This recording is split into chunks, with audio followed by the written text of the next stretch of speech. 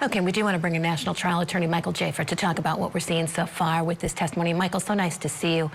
Another difficult to listen to this testimony, hearing what Natasha is saying that she went through.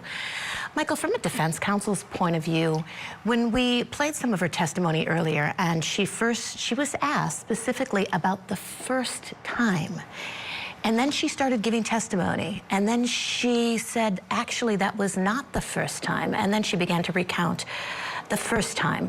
Obviously, from a defense counsel's point of view, you're going to want to pick apart her testimony. A lot of people might want to say the first time a woman or someone is violated, they are never going to forget it. Here on the stand, she started talking about one incident, then went to another incident. Obviously, whatever she went through, what she's saying is awful, and maybe her memory can be a little foggy, but what would you take from that from a defense counsel's point of view?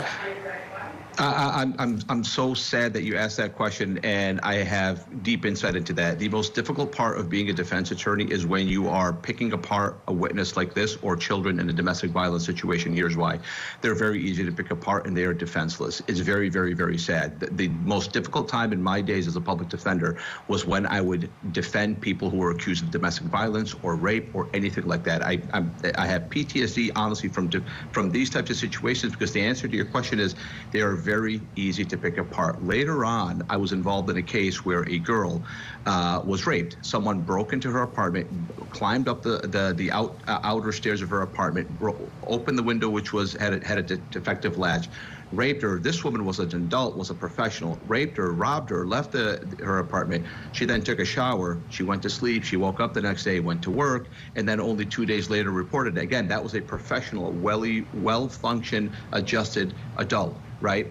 And then it puzzled me, and then it was uncovered through a psychological evaluation that it is known, very, very known, very common, that when females at any age are raped in that manner, they do not tell anyone about it, and they lie about it, and it's sad. It's sad. I have a daughter. It's very sad to know that that's how females treat these types of situations. In this case, she wasn't an adult. She was a kid. She was a minor, and she was a captive, right? She was actually in a detention facility by somebody she trusted, right? In a candy room. It's the most disgusting thing. And so the reason I bring that up is because as a defense attorney, you have you have the whole entire landscape of things you can do to look like a great attorney here. You lied here. You lied in 2017, 3 different times, 2017, 19, and another time. She lied 3 times, and she kept it to herself. And there's a civil suit involved, and now she's lying in that context. So as a defense attorney,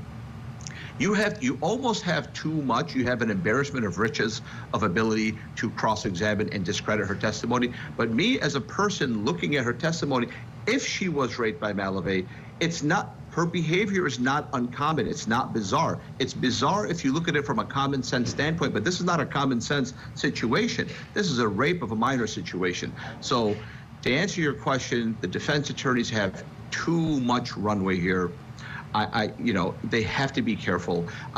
For this jury to see this case in the proper context, they can't just look at her testimony. They're going to have to look at expert testimony, psychologists who can bring in the context, because it's not likely that a jury is going to have all the context that, let's say, I have after 20 years of practicing in this and understanding this, or even a doctor or a psychologist who have even more context than me. They're going to have to see this context through her testimony, through the cross-examination of the defense attorney, but also through the direct examination by experts who can shed light on why females make these types of decisions in these situations.